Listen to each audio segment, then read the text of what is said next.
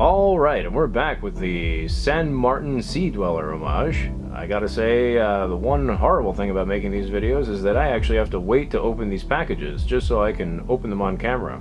I got this earlier today, and it's been sitting here just waiting to be cracked. So, let's do that.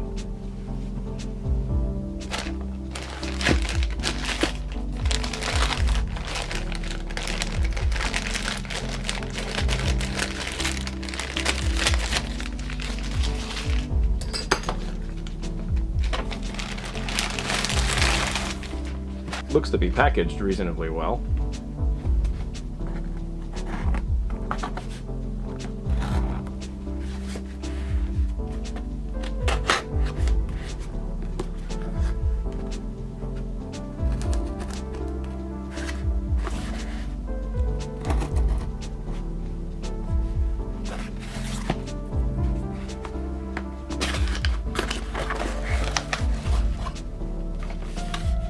Alright, I'm pretty excited. Let's hope that everything is as it should be. Oh, look at that. That's a pretty snazzy package here. And it looks like we get some tools in here as well, most likely to take apart the bracelet that has screw-in links. So that's what we have there. This is a pretty cool case. I kind of like this idea.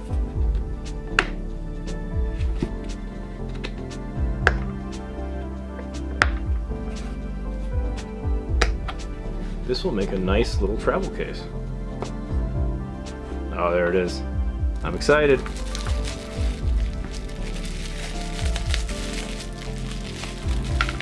Holy shit. Well, I can't say much for the rest of the watch yet, but that dial looks like it's going to be killer. Let's get this plastic off.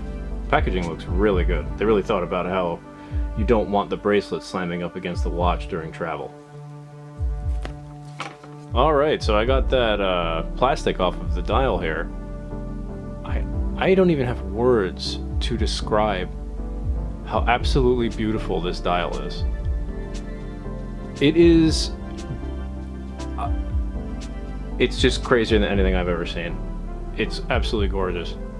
We are going to take a look at the rest of the watch obviously as well. I just can't get over how crazy good that looks.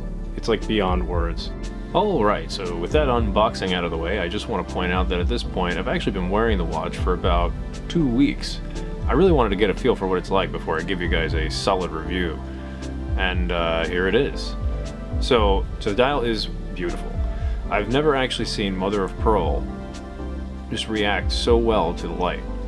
It's hard to get it in here because of all of the glare. But it really is truly a thing of beauty. In regards to bezel action, it's really nice. And something to note here is the teeth around the bezel do have a bit of a sharpness to them. Now normally I would consider sharp edges on a watch to be somewhat of a negative, but here they actually really help you grip into the bezel.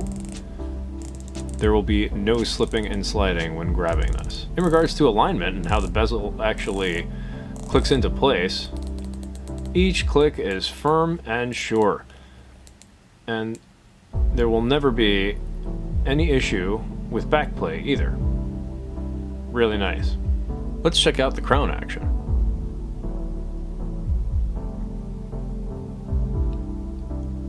It screws out really nicely. I don't feel any grit here at all. It's a nice pop. 1, 2. Looks pretty clean in there, I gotta say. I don't notice any kind of cross-threading or anything of that nature, and that's a good sign. Absolutely zero wiggle on that crown. Really great to see.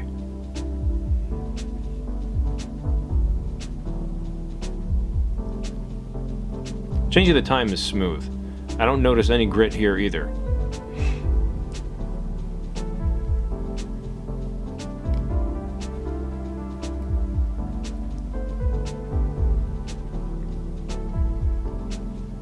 Changing the date also feels as it should.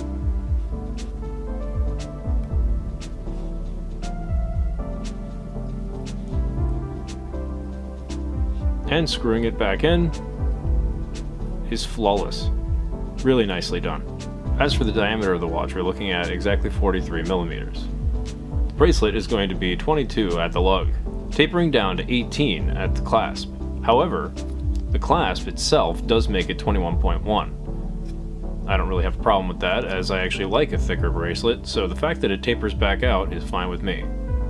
If we move to the clasp, you'll see we have a milled deploying clasp here.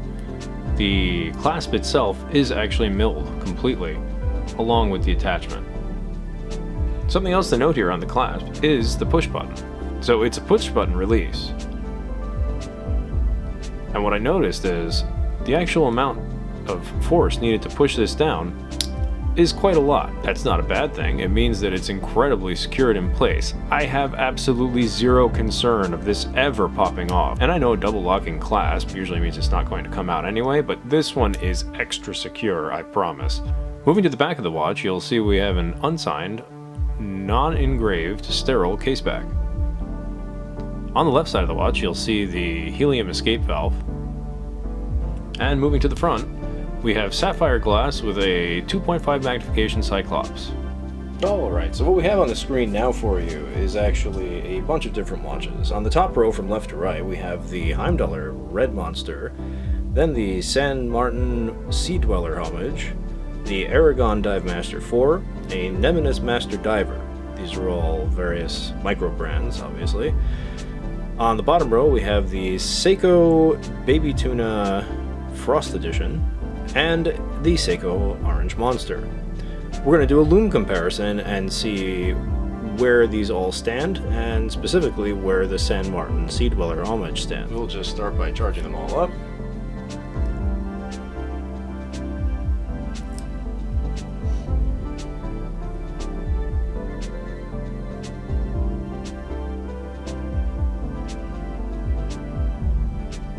Alright, let's kill the lights and see where we go from here.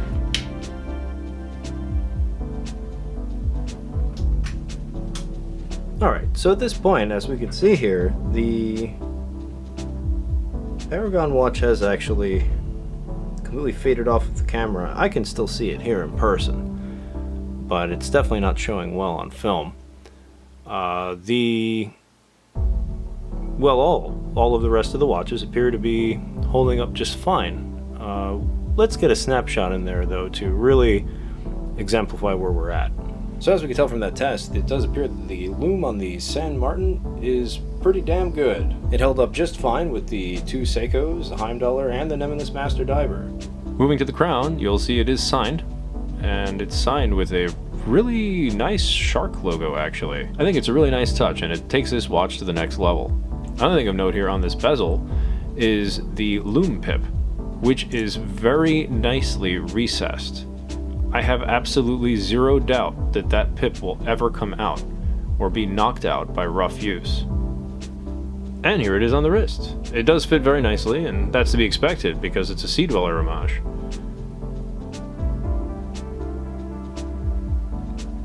But not all homages are created equal. Here it's done right. The lugs are short enough to not overhang my wrist, even though it's 43 millimeters, and it's otherwise just very pleasant to look at. The brushwork here is phenomenal. Any scratches that you see at this point are just because I've actually been wearing it to work. I wanted to wear it to work to really get a good idea of how durable the metal is on this and if it's actually 316 stainless. The good news is it held up really well. I'm really pleased with it. The only damage to note here really is just the scratches on the clasp itself. Not really a big deal, as most watches get that scratch really easily, and it'd be weirder if it didn't. Okay, onto the bracelet construction. Something I wanted to point out here is that the bracelet is actually constructed using screw-in links, which is a really nice touch and something I really like to see in any watch, let alone a homage. Nothing makes bracelet resizing easier than screw-in links.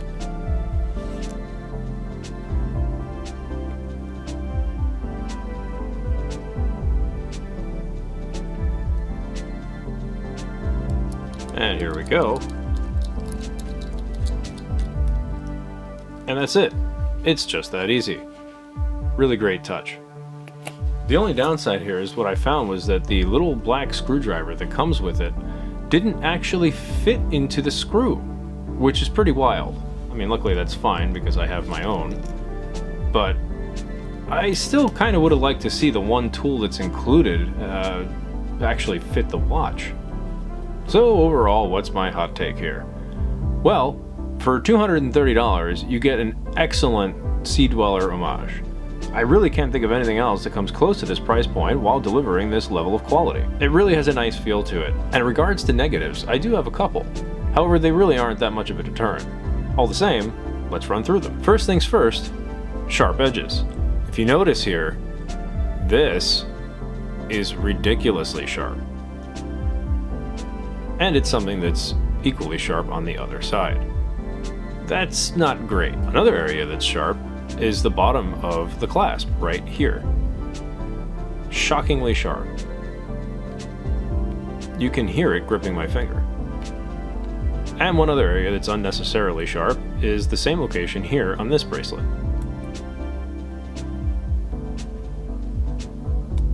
Now that's not really the end of the world. You could take the bracelet down with some Cape Cod. These, however, are a little bit more complicated, and I'd be more concerned about damaging the finish of the watch. Luckily, when it's on your wrist, that's not ever something that actually touches your skin, so you're never going to know that it's sharp unless you purposefully are putting your finger there to feel it. Overall, if you're looking for a Sea Dweller Homage, this is definitely an option. With a unique dial like this, I would place this amongst the best that I've personally seen. In fact, it's something that I just can't stop looking at when I'm wearing it. I've even gotten compliments on it, which is much rarer than you'd think, seeing as most people tend to just not notice wristwatches. In the end, long-lasting Lume, decent case finishing, and a really unique dial in a world of otherwise just plain black Sea Dweller homages.